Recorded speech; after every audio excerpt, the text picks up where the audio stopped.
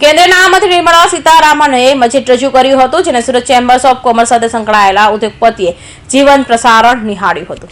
કેન્દ્રીય નાણામંત્રી નિર્મલા સીતારામન બજેટ રજૂ કરતા સુરત ચેમ્બર્સ ઓફ કોમર્સ સાથે સંકળાયેલા ઉદ્યોગપતિએ જીવંત પ્રસારણ નિહાળ્યું હતું। વચગાળા બજેટ રજૂ તમામ એક સ્થળે મળી આ લાઈવ પ્રસારણ નિહાળ્યું હતું, જે બાદ તેમણે સર્વે સમામસી બજેટ અંગે એકબીજા સાથે ચર્ચાઓ કરી હતી। મોટાભાગમાં તમામ ઉદ્યોગપતિએ બજેટને આવકાર્યું હતું। नैनेश पचीगर और Gujarat president Indian and Boolean jewellers association. આજના બજેટમાં વચગાળાનું જે બજેટ કહેવાય એમાં કઈ રીતનું આખું ઉદ્યોગોને ફાયદો શું થશે? આ ગવર્મેન્ટનું એક અંતરિમ બજેટ કહેવાય, ઇલેક્શન પહેલાંનું બજેટ કહેવાય અને ઇલેક્શન લગભગ હવે 1 મહિનાની દૂર છે, એટલે એમને ટેક્સ સ્લેબ અને કસ્ટમ્સમાં કોઈ પણ ફેરફાર મૂક્યા નથી।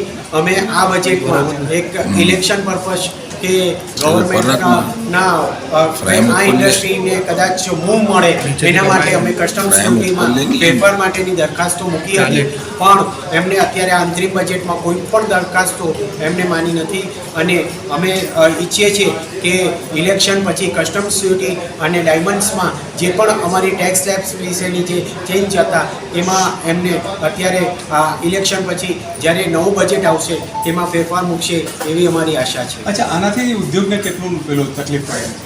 અત્યારે તો ઉદ્યોગ માટેનું આપણે કહીએ કે અત્યારે ઉદ્યોગમાં કોઈ પણ ચેન્જીસ, કારણ કે આ એક અંતરિમ બજેટ હતું ને ઇલેક્શન પછી જે મેઇન બજેટ આવશે તેમાં કદાચ ફેરફાર થશે તો અમારી ઇન્ડસ્ટ્રીને જરૂર લાભ થશે ને અમારી ઇન્ડસ્ટ્રી ગવર્મેન્ટ્સને મૂવ કરવામાં મદદ કરશે। અચ્છા, આવનારા સમયમાં કઈ રીતે ફેરફારો ઈચ્છો?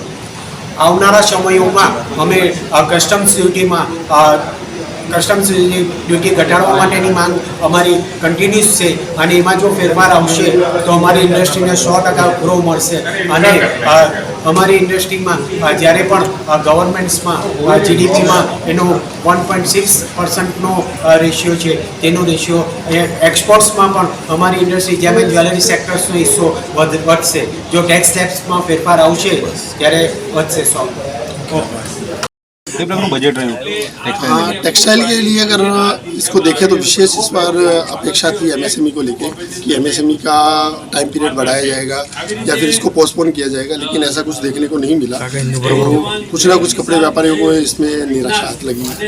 अगर एमएसएमई का टाइम पीरियड बढ़ाया जाता तो अभी मार्केट अच्छा ग्रो कर रहा था और तेज़ी थी, तो उसकी वजह से मार्केट वापस डाउन जाने का स्थिति है। अच्छा, अभी आने वाले में दूसरा बजट आएगा इलेक्शन के बाद, तब क्या मांग के साथ आप काम करोगे? हाँ, विशेष यही है कि अगर एमएसएमई के अंदर टाइम पीरियड बढ़ा देवे, जैसे 45 दिन का है उसको 90 दिन अगर एक बार करते हैं, उसके बाद में 1 साल का टाइम देके और फिर अगर बोलते हैं कि आप 1 साल के बाद में आपको 45 दिन किया जाता है, तो ये टाइम मिलने पे व्यापारी अपना एडजस्टमेंट कर सकते हैं और व्यापार सुगम चल सकता है, नहीं तो कुछ ना कुछ व्यापारियों को तकलीफ झेलनी। अच्छा, और क्या मांग रहेगी इसके अलावा एमएसएमई के? बाकी जीएसटी अच्छा रहा था, जीएसटी से काफ़ी राहत मिली है, बाकी कुछ नहीं। विशेष एमएसएमई का है पेमेंट को लेके, ये मुख्य मांग है व्यापारियों की।